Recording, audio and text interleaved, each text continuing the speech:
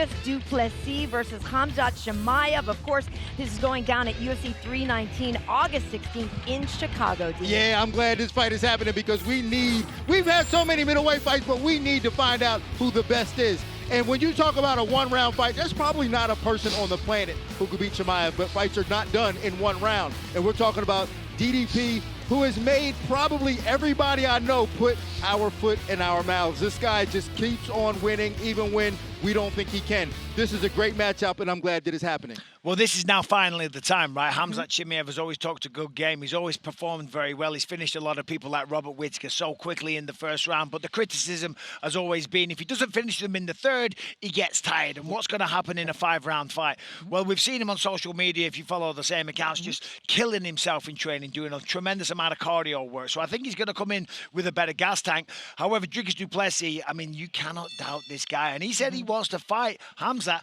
on the ground. He said everyone else tries to avoid going to the ground with him. He said, I want to fight the best version of him. I want to test my skills against his on the ground. He's not intimidated. There's videos of Dricus Du Plessis online taking on an entire Gracie Barra black belt team and submitting them all one by one. He's big, he's strong, he can wrestle, he's got great judo, he's got knockout power, he's had a nose job, so he's got a great gas tank now as well. You know, this is and they hate each other.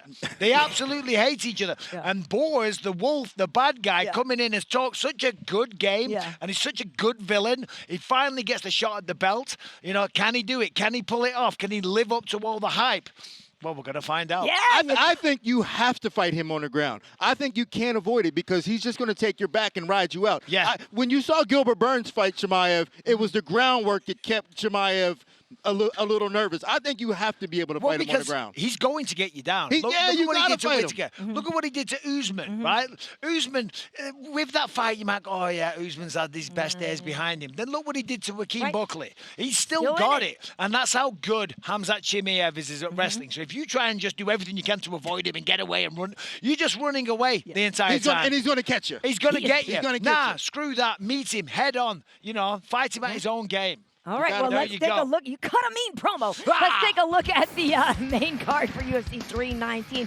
We do have an excellent fight there with Jeff Neal and Carlos Prates on that. We start off with Tim Elliott and Kai Asakura. We got Cannonier versus MVP. We go to Jeff Neal and Carlos Prates. Then listen, guys, we have a new co-main event, Lerone Murphy versus Aaron Pico. We were going to see Pico versus Evloev. Unfortunately, Evloev cannot make it. But now we are going to see Lerone Murphy in this fight against him. And guys, it's a great matchup to welcome Aaron Pico. Listen, the UFC has acquired some high-profile guys as of recently. Pico is the best one.